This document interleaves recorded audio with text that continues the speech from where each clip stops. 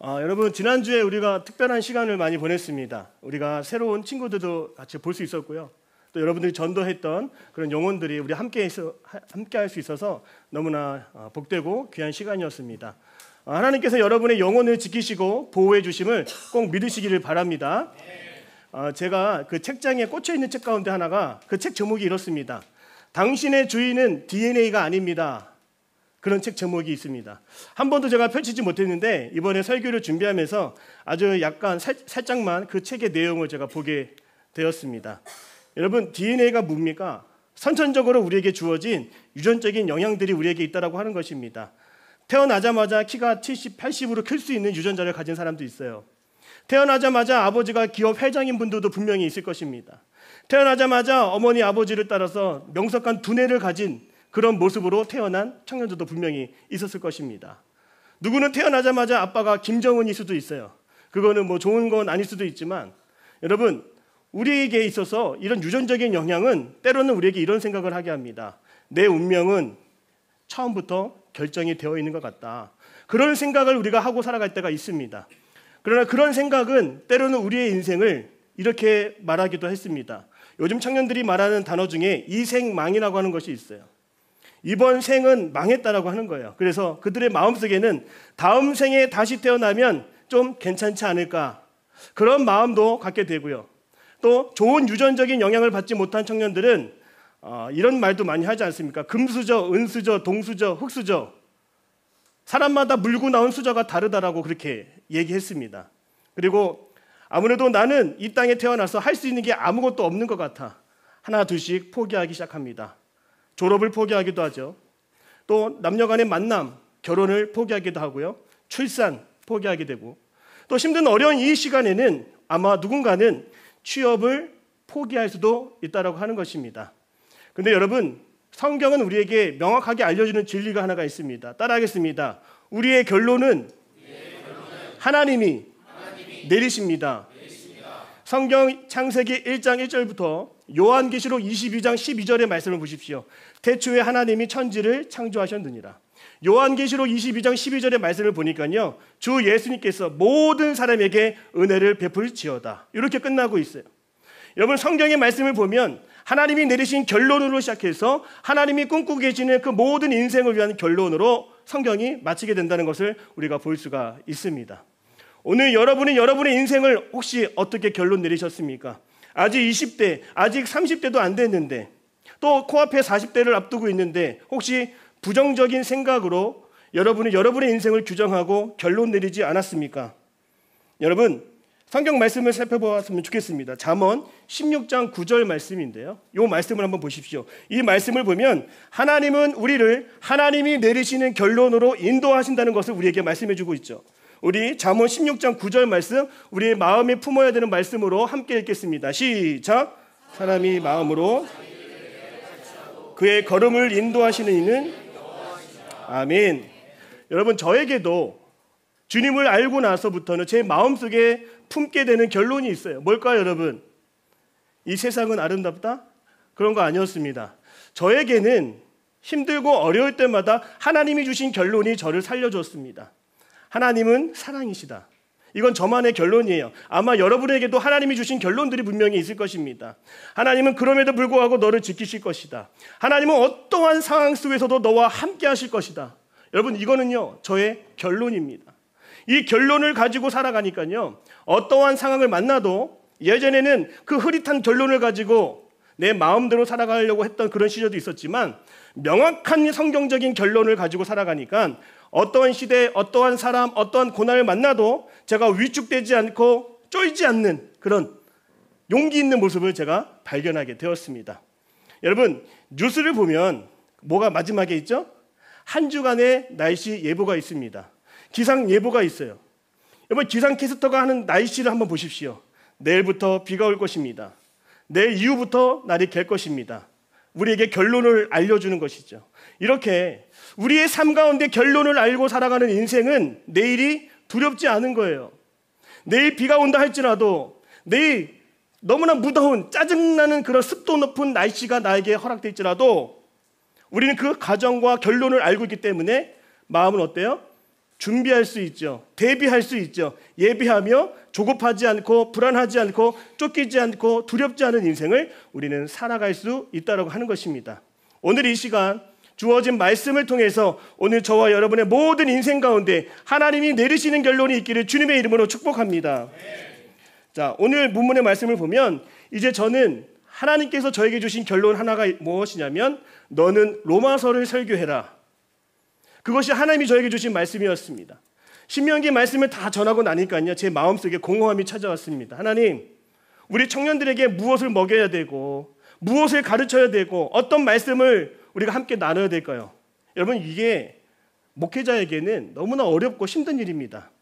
성경의 모든 말씀들은 다 설교의 주제가 되죠. 설교할 게 너무 많은 거예요.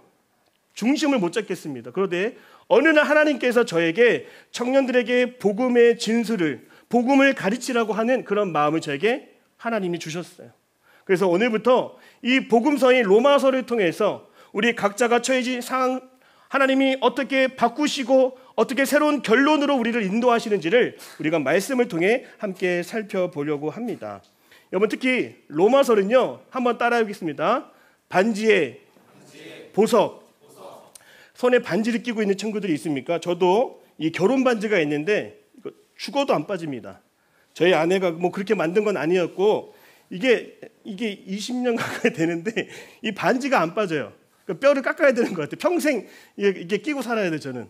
근데 여러분, 이 반지에 제일 중요한 게 뭘까요? 바로 보석입니다. 우리 성경 전체를 다 보석이라고 말할 수가 있습니까? 어떤 것은 어렵게도 다가오죠. 그러나 이 성경 전체가 반지라고 한다면 그 가운데 보석, 가장 빛나는 것은 바로 로마서라고 많은 학자들이, 많은 목사님들이 그렇게 주장했습니다. 왜요? 사도 바울이 당시에 로마 교회에 살아가고 있는 그런 성도들에게 복음이 무엇인지, 예수님이 누구신지, 우리의 죄의 문제는 어떻게 해결되는 것인지, 우리가 어떻게 구원을 받는 것인지 명료하게 구체적으로 이 성경의 로마서에 기록하고 있기 때문인 것이죠. 특별히 이 로마서를 통해서 인생의 결론이 바뀐 두 사람을 먼저 소개하려고 합니다. 따라하겠습니다. 마틴 루터. 이 마틴 루터는요, 천주교 사제였습니다. 그러나 이 천주교의 카톨릭의 이 종교는 어떤 종교냐면 너의 행위로, 너의 선함으로, 너의 행실로 너가 구원을 얻으리라. 그런 교리가 있었습니다. 그래서 남모르게 선행도 하고 또 행실로 착한 일을, 의로운 일을 많이 주장하고 행했던 것이 바로 카톨릭 천주교의 사람들이었어요. 당시 마틴 루터가요, 이탈리아에 있는 스칼라 산타라고 하는 성당에 갔어요. 그곳에 뭐가 있냐면 성경에 나오는 예수님께서 빌라도 총독의 신문을 받을 때 그 빌라도 총독에 오르는 그 관저에 오르는 그 계단이 있었던 거예요.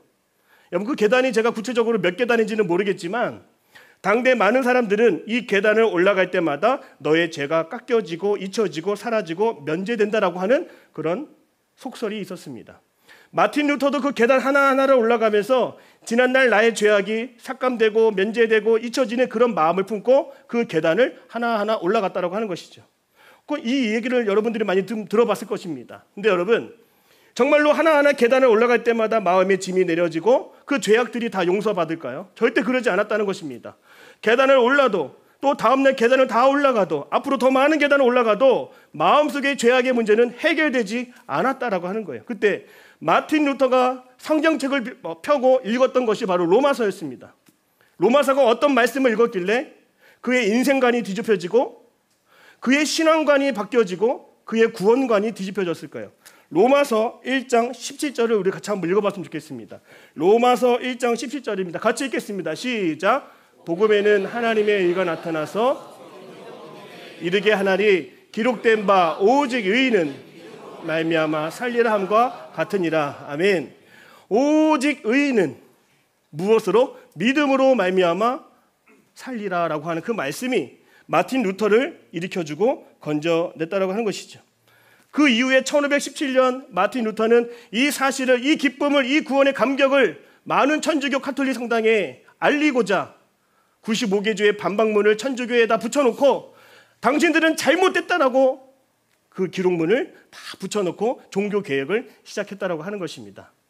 성경 가운데 로마서 가운데 1장 17절이 이 마틴 루터의 인생관을 뒤집어 놓는 결론으로 만들어줬다라고 하는 것이죠. 또 한 명의 사람은 어거스틴입니다. 아우구스티누스라고 우리가 잘 알고 있는 그런 사람입니다. 사제였고 수사학자였는 그런 위대한 사람이었습니다. 그런 그는요, 젊은 시절에 우리 이런 사람들 있지 않습니까? 교회를 다녀도 나쁜 짓을 하는 사람은 꼭 있습니다.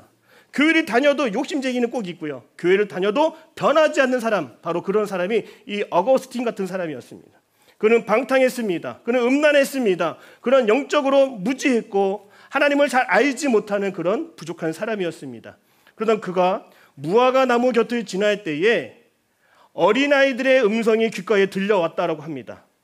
그것은 톨레레게 내가 랩으로 하고 싶은데 랩을 안 되니까 톨레레게 뭔 뜻이냐면 집어서 읽어라, 집어서 먹으라가 아니에요, 여러분. 집어 읽어라. 읽으라고 하는 어린아이들의 음성을 듣게 됐다는 것이죠. 그때 이 어거스틴 옆에 있는 성경책 딱 폈습니다. 뭐가 나왔을까요? 여러분 이런 거 많이 하지 않습니까? 오늘 어떤 말씀 나한테 있을까? 쭉 펴서 그런 적 있습니까? 자, 어거스틴이 읽었던 성경 말씀 오늘 화면에 준비했는데요. 같이 한번 우리 봐줬으면 좋겠습니다. 로마서 13장 13절에서 14절입니다. 같이 읽겠습니다. 시작. 낮에는 방탕하거나 술 취하지 말며 오직 예수 그리스도를 옷 입고 육신의 일을 도모하지 말라. 아멘. 신기하지 않습니까, 여러분? 딱 그 상황에 나에게 맞는 말씀을 하나님이 집어 읽으라고 펼치게 하셨고 그것이 로마서의 말씀이었다고 하는 것이죠. 제가 로마서를 이제 묵상하고 또 공부하면서 제 마음속에도 이러한 하나님께 기도하는 제목이 있었습니다. 하나님, 우리 청년들이 이제 로마서 같이 읽고 또 어떤 친구는 로마서를 필사도 할 수 있는 그런 환경이 되었으면 좋겠는데 마틴 루터에게 어거스틴에게 역사하셨던 그 말씀의 능력이 우리 청년들에게도 나타나서 저들의 인생을 바꿔주시는 역사가 나타나게 하여 주옵소서. 우리가 마음대로 우리가 생각대로 우리의 뜻대로 내렸던 그 결정들이 이 말씀을 통해서 다시금 뒤집어지는 역사가 오늘 이 시간 또 여러분의 삶 가운데 강하게 나타나기를 다시 한번 주님의 이름으로 축복합니다. 자, 그러면 오늘 두 가지를 제가 말씀을 드리겠습니다. 이것은 오늘 우리가 정말로 인생의 두 가지 결론으로 삼을 만한 하나님의 말씀이라고 하는 것을 여러분 꼭 기억해 주셨으면 좋겠습니다. 따라하겠습니다. 주님이 내 삶의 주인 되시면 기준이 뒤집어집니다. 우리 1절 말씀인데 1절 말씀 로마서 1장 1절 같이 한번 다시 읽겠습니다. 시작. 예수 그리스도의 종 바울은 부르심을 받아 하나님의 아멘. 자, 오늘 우리는 사도 바울의 고백을 들어볼 때 가장 한 단어를 우리가 주목해야 봐야 됩니다. 제가 묵상하면서 너무나 로마서의 말씀이 다 좋기 때문에 다 설교할 수 없잖아요. 한 단어에 저는 먼저 집중했습니다. 바로 이 사도 바울이 자기 자신을 뭐라고 규명하냐면 종이라고 말하는 거예요. 종, 둘로스, 노예라고 하는 뜻입니다. 여러분 사도 바울은요 절대로 노예가 될 수 없는 사람입니다. 그는 율법학자였고 가말리엘의 문화생에 공부를 너무나 뛰어나게 잘하는 사람이었어요. 그는 히브리인 중에 히브리인이었어요. 또 베냐민 지파 출신이라서 그 누구도 함부로 건드릴 수 없는 사람이었습니다. 그리고 그는 8일 만에 할례를 받은 사람이라고 스스로 자랑하고 다녔습니다. 마지막에 뭐라고 한지 아세요? 나는 흠이 없습니다. 그렇게 이야기를 하고 다녔던 사람이 바로 사도 바울이었습니다. 여러분 그가 어떻게 자기 자신을 종으로 말할 수 있었을까요? 바로 그것은 그 오래전에 다메섹 도상에서 예수님을 인격적으로 만났기 때문인 것이죠. 그 어느 날과 다름없이 예수님을 믿는 사람들을 핍박하고 붙잡고 체포하기 위해서 다메섹으로 향하는 그 길 가운데 부활의 주님, 살아계신 주님이 그를 만나 주심으로 그는 모든 것을 다 내려놓게 되었어요. 자기의 의를 내려놓게 되었어요. 앞이 보이지 않는 그런 체험도 하게 되었습니다. 고꾸라져서 일어날 수 없는 그런 상황을 경험하게 되었습니다. 뭐라고 느꼈을까요? 어떻게 느꼈을까요? 사도 바울은 내 인생 내가 이렇게 살아온 것이 잘못된 인생이었구나. 여러분 그 다메섹 도상에서 사도 바울은 인생의 주인이신 예수님을 인격적으로 만나게 되었다고 하는 것이죠. 여러분이 예수님을 만나고 영접한다라고 하는 건 무슨 뜻이냐면 따라하겠습니다. 나의 주인을 이제 만났습니다. 여러분, 나의 주인을 만난 사도 바울의 고백이 바로 자기 자신을 종으로 고백한다는 거예요. 여러분, 종은 선택권이 없어요. 종은 김밥 천국에 가서 100가지의 메뉴를 봐도 시켜주는 대로 먹어야 돼요. 종은 자기의 생각과 자기 뜻을 내세울 수가 없습니다. 철저하게 사도 바울은 예수님을 만나고 나서 주인이 하라는 대로, 주인이 가라는 대로, 오늘 본문의 말씀 1절에 보니까 또 사도로 부르심을 받았다라고 분명히 이야기하고 있습니다. 여러분, 그리고 두 가지 단서가 있습니다. 하나의 단서는 또 뭐냐면 그는 이름이 한번 바뀌었던 사람이라고 하는 거예요. 여러분, 이름을 개명한다는 건 무슨 뜻입니까? 새로운 인생을 시작하고 준비한다는 건 아니겠습니까? 사도 바울의 직전의 이름은 사울이었어요. 자, 헬라어로 사울로스라고 하는 뜻을 가지고 있는데 무슨 뜻이냐면 요구하다라고 하는 뜻을 가지고 있어요. 자, 요구하고 받기를 좋아하고 내세우고 자기 것을 챙기기를 좋아하는 사람이 바로 이전에 사울이었다라고 하는 것이죠. 그러나 예수님을 만나고 그 분기점에서 그의 이름이 어떻게 바뀌어요? 파울로스, 바울로 바뀌게 된다라고 하는 것이죠. 여러분, 바울의 이름의 뜻은 무엇입니까? 작은 자라고 하는 뜻입니다. 여러분, 어떻게 큰 사람, 욕망 덩어리가 어떻게 보잘것없는 종으로 작은 자로 변할 수 있었을까요? 바로 그의 인생 가운데 주인을 만났기 때문인 것이죠. 따라하겠습니다. 주인을 만나면 기준이 바뀝니다. 이전까지는 크고 위대하고 사람들이 좋아하고 보기 좋은 것을 추구하던 그의 인생이 예수님을 만나고 나서는 크고 멋있는 것이 전부가 아니라 작지만 섬길 수 있는 사람으로, 용서할 수 있는 사람으로, 베풀 수 있는 사람으로 그의 인생이 바뀌게 되었다라고 하는 것이죠. 여러분, 다시 한번 이거를 한번 기억해 주세요. 주인이 바뀌면 기준도 바뀝니다. 제가 자주 가던 카페가 있어요. 근데 그 카페를 가면 처음에 우리 장인 장모님 모시고 갈 때는 그냥 조용하게 커피를 마시고 품격 있는 모습으로 이렇게 먹는 그런 조용한 카페였습니다.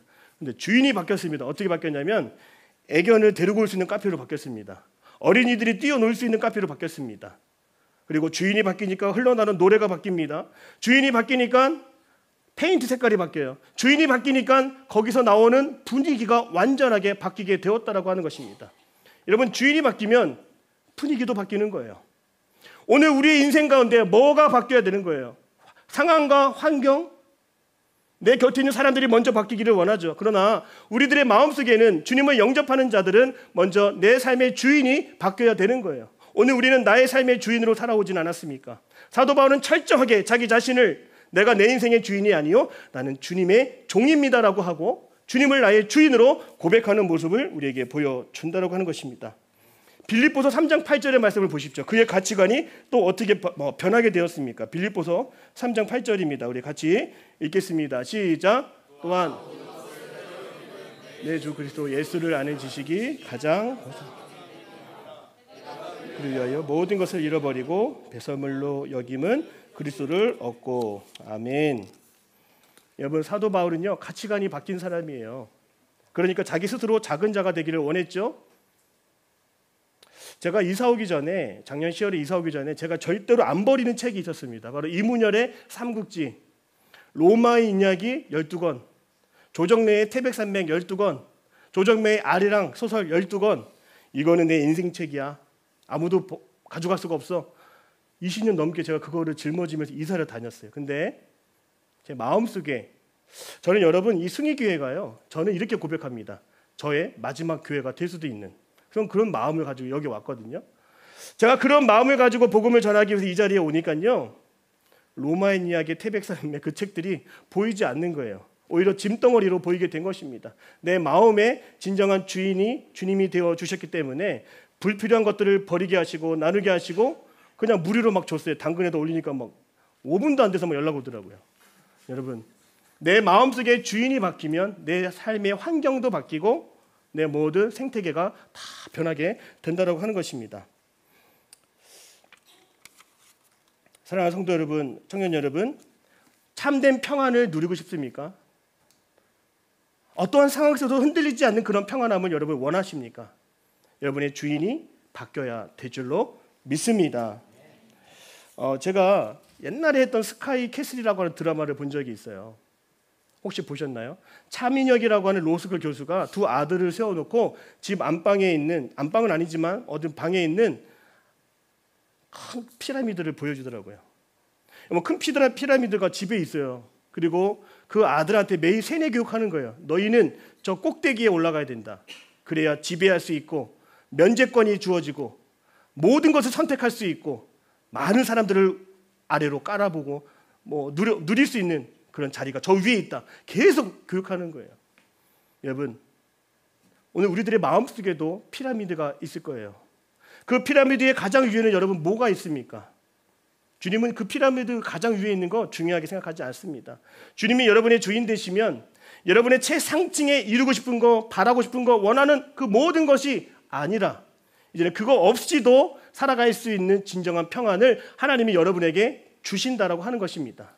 여러분, 다른 거 아닙니다. 내 삶의 주인이 바뀌면 내 인생이 뒤집어지고 새로운 결론을 맞이하게 된다라고 하는 것입니다. 따라하겠습니다. 내 인생의 주인은 주님이십니다. 이렇게 고백하며 살아가는 저와 여러분이 되시기를 주님의 이름으로 축복합니다. 자, 두 번째로 고백하겠습니다. 따라하겠습니다. 부활의 주님을 만나면 실패의 결과는 뒤집어집니다. 자, 우리 말씀 2절에서 4절까지입니다. 좀 길지만 우리가 읽었던 말씀 2절부터 다시 한번 읽겠습니다. 시작. 이 복음은 하나님이 선지자들을 통하여 그의 아들에 관하여 성경에 미리 약속하신 것이라. 그의 아들에 관하여 말하면 육신으로는 다윗의 혈통에서 나셨고 성결의 영으로는 죽은 자들 가운데서 부활하사 능력으로 하나님의 아들로 선포되셨으니 곧 우리 주 예수 그리스도시라. 아멘. 저는요, 이 말씀을 보니까요, 다 전하고 싶은데 또 한 가지에 제가 꽂히고 묵상하게 되었습니다. 바로 그것은 복음이라고 하는 거예요. 자, 여러분, 복음은 무엇입니까? 오늘 이 시간에는 꼭 그 얘기를 하고 싶었어요. 복음은 헬라어로는 유앙겔리온이라고 하는 거예요. 따라가겠습니다. 유앙겔리온. 자, 제가 뭐 유식한 척 하는 거 절대 아니고요. 자, 이 유앙겔리온은 당시에 어떻게 사용되었는지를 좀 아셔야 되기 때문이에요. 당시에 로마 황제가 태어났을 때 유앙겔리온, 복음을 이야기했습니다. 그것이 복음이라고 얘기했어요. 복음은 복된 소식이죠. 다른 말로 좋은 소식입니다. 당대 로마서가 쓰여진 그 시절에는 황제가 태어나고 황제가 승리하고 황제가 기념일 그 축제를 만들 때에 좋은 소식, 복된 소식, 복음이라고 그 시절에는 얘기했다라고 하는 것입니다. 그런데 오늘날에도 보니까요, 누가 자녀를 낳으면 그것을 복음이라고 얘기하는 사람도 있어요. 누가 취직을 하면 그것이 정말 좋은 소식이기 때문에 복음이라고 말하는 사람도 있어요. 여러분이 누군가가 결혼을 하면 정말 복음과 같은 그런 좋은 소식이라고 우리에게 말할 때도 있습니다. 사실 좋은 소식 맞죠. 굿 뉴스입니다. 그런데 당시에 진정한 성도들에게 복음은 무엇이었을까? 오늘 2절에서 4절의 말씀을 보니까 저는 이거에 하나에 꽂혔습니다. 나의 주 하나님께서 죽음에서 부활하신 하나님의 아들이시다. 이것이 그 당시를 살아가는 로마 성도들에게는 복음이었다고 하는 것이죠. 왜 그럴까요? 로마에는 뭐가 있어요? 300년 동안 교회 다니는 걸 숨기면서 지하 무덤을 파고 지하 동굴을 파서 거기서 성도 생활을 했던 카타콤베가 있습니다. 카타콤이 있어요. 거기서 숨어서 신앙생활을 했던 것이죠. 그들에게 가장 필요한 복음은 무엇일까요? 부활하신 주님께서 지금 이곳에도 우리와 함께하고 계셔. 주님은 우리와 함께 하시는 분이셔. 주님은 마침내 우리에게 승리의 면류관을 주실 거야. 그것이 그 시대에는 진정한 복음이었다라고 하는 것입니다.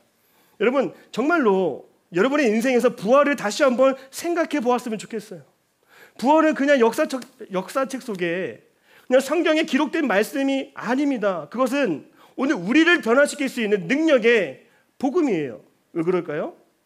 죽음은 끝이 아니라고 하는 것을 우리에게 알려주기 때문인 것이죠. 죽음으로 인한 그 실패는 결코 실패가 아니라고 하는 것을 우리에게 알려주기 때문이에요.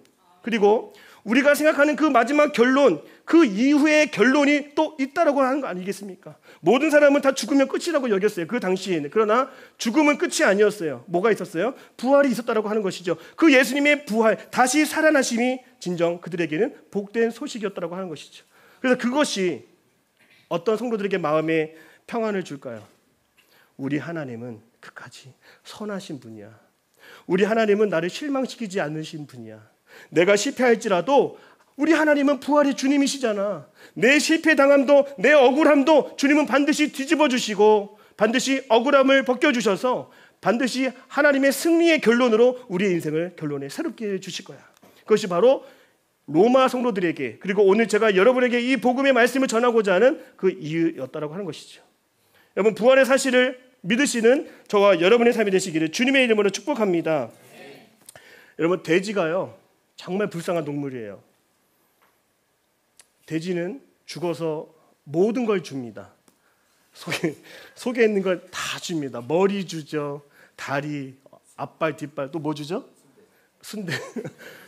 꼬리도 줍니다. 근데 여러분 이 돼지가 정말 불쌍한 게 있어요. 뭐냐면 이 돼지는 여러분 돼지를 우습게 보지 마십시오. 불쌍한 동물입니다. 돼지는 태어나면서부터 목이 앞으로 굳어 있어요. 이렇게 하고 사는 거예요. 절대로 하늘을 보지 못한다라고 합니다. 절대로 저 높은 푸른 하늘을 보지 못한다라고 해요. 그런데 이 돼지가 푸른 하늘을 바라보는 그 특별한 날이 있다라고 합니다. 어느 날일까요? 죽는 날? 무섭고 슬픈데 그런 날이 아니라요. 이 돼지가 돌뿌리에 걸려서 뒤집어지는 날, 이 돼지가 난생 처음으로 저 하늘을 본다라고 하는 것이죠. 뒤집어져서 저 높은 하늘을, 저 푸른 하늘을 난생 처음 보게 된다라고 하는 것이에요. 실패 속에 살아가는 우리들 언제 저 푸른 하늘을 보게 될까요? 부활의 주님이 나와 함께하여 주셔서 나에게 실패가 아니야. 그거는 나와 너와 함께하는 놀라운 은혜와 사랑의 순간일 수 있어. 내 마음을 뒤집어 주시고 내 마음과 함께해 주실 때에 우리의 인생에도 우리가 이전에 보지 못했던 구원의 영광스러운 모습이 우리에게도 다가올 수 있다라고 하는 것입니다.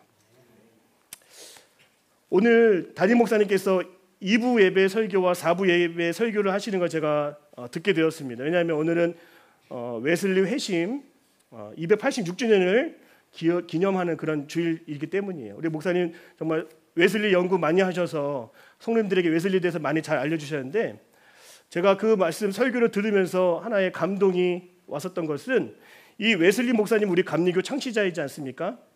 근데 이 웨슬리 목사님께서 들었던 이야기들은 좋은 이야기들이 많이 없더라고요. 왜냐하면 이 웨슬리 목사님이 미국 아메리카의 조지아 선교를 나아갔을 때에 그곳에서는 우리말로 말하는 참대한 참패가 있었어요. 전도를 해도 열매가 없었고요. 우리 지난주처럼 전도 축제를 했는데 새 가족이 아무도 안 온 거예요. 그러면 뭐 우리 속으로 그냥 망했다 뭐 이렇게 얘기할 수도 있잖아요. 그보다 더 심각한 패배감을 갖고 다시 영국으로 건너오게 되었습니다. 여러분 영국에서 또 아메리카 오고 가는 그 배에서 무슨 일이 있었던지 아세요? 시몬지라고 하는 그 거대한 배를 타고 가는데 모라비도 교도들은 그 풍랑 속에서도 죽음을 두려워하지 않고 찬송하는 모습을 봤는데요. 야, 똑같이 하나님을 믿는 사람인데 저들의 마음속에는 저런 평안 어디서 오는 것일까? 여러분 웨슬리 목사님은 목사님이잖아요. 그런데 여전히 구원의 기쁨도 없고 구원의 확신도 없었다라고 하는 거예요. 그러니까 다시 영국으로 넘어와서도 많은 사람들이 손가락질하면서 저 실패한 목사님을 보라고, 저 망했다고, 전도 한 명도 못했다고, 그저 미국 가서 말 타고만 다녔다고 그렇게 얘기하고 있다는 거 다 귀에 들었어요. 그러던 어느 날 1738년에 올더스게이트 거리를 걷는데 모라비도 교도들이 모여서 회중 집회를 하고 있는 그 순간에 어느 한 사람이, 어느 누군가가, 어느 평신도가, 이름 없는 사람이 마틴 루터가 쓴 로마서 주석의 서론을 읽고 있는 것을 웨슬리 목사님이 듣게 된 거예요. 여러분 우리 웨슬리 목사님은 그 실패감 속에서 어떻게 회복하게 되었을까요? 오늘 그 성경 말씀 여러분과 함께 나누고 싶어요. 마지막이지만 우리 같이 짧은 말씀 로마서 8장 16절 오늘 담임 목사님께서 이 말씀을 언급해 주셔서 저도 여러분과 같이 이 말씀 나누겠습니다. 로마서 8장 16절 같이 읽겠습니다. 시작. 우리의 영과 더불어 아멘. 어떠한 상황이 있다 할지라도 하나님의 영이 우리와 함께 하시면 너는 실패자가 아니야. 너는 하나님의 자녀야. 그런 확증을 주었다라고 하는 거예요. 여러분 오늘 이 자리에 앉아있는 우리 청년들 믿음의 확신이 있습니까? 구원의 확신이 있습니까? 사실 그 믿음이 부족해도 괜찮습니다. 무엇이 있어야 되냐면 내가 하나님의 자녀라고 하는 그 확신이 중요하기 때문인 것이죠. 그 확신을 누가 줄까요? 오늘도 살아계셔서 부활하신 주님이 실패감에 쩌는 우리들의 인생 다시 하나님이 찾아오시면 우리의 마음은 뒤집어질 수 있다고 하는 것이죠. 그 이름 없는 그 한 사람이 그 성경 말씀을 읽고 이 다음 말을 했다라고 해요. 제가 지금 기억하는 말로는 우리 성도들이 가지고 있는 그 믿음은 마음의 변화를 일으킬 수 있는 것이다. 이렇게 얘기를 하는 거예요. 여러분, 마음의 변화, 여러분의 마음을 뒤집을 수 있는 것, 여러분의 그 실패를 뒤집을 수 있는 것, 여러분의 아픔을 뒤집을 수 있는 것, 여러분의 그 어려운 아픔을 다시금 회복할 수 있는 것은 오직 부활의 주님이 우리와 함께할 때만 가능한 줄로 믿습니다. 오늘 이 시간에 하나님이 여러분과 함께하여 주셔서 더 이상 실패자로 살지 않고 더 이상 낙심자로 살지 않고 이제는 부활의 주님과 함께 승리자로 역전된 인생을 살아가게 될 줄 저는 믿습니다. 여러분, 끝까지 내 삶의 주인은 오직 주님이시고 우리의 실패를 뒤집으시는 분도 우리 주님이신 것을 꼭 기억하며 살아가는 저와 여러분 다 되시기를 주님의 이름으로 축복합니다. 기도하겠습니다. 사랑의 하나님, 실패하고 무너지고 낙심한 우리들의 삶 가운데 부활의 주님 찾아와 주셔서 우리의 삶을 뒤집어 주시고 아름다운 믿음의 결론을 이끌어내 주시옵소서. 아버지 하나님, 사랑의 청년들, 우리 어떤 상황에 있든지 내 삶의 주인은 주님이십니다 고백할 수 있게 하시고 그 주님으로 인하여서 내 삶의 가치관과 기준이 변화되게 하여 주옵소서. 우리가 써내려왔던 인생의 결론은 다시 뒤집어지고 하나님이 내리시는 결론으로 축복된 인생이 되어야 될 줄로 믿습니다. 주여 함께하여 주옵소서. 예수님의 이름으로 기도드립니다. 아멘.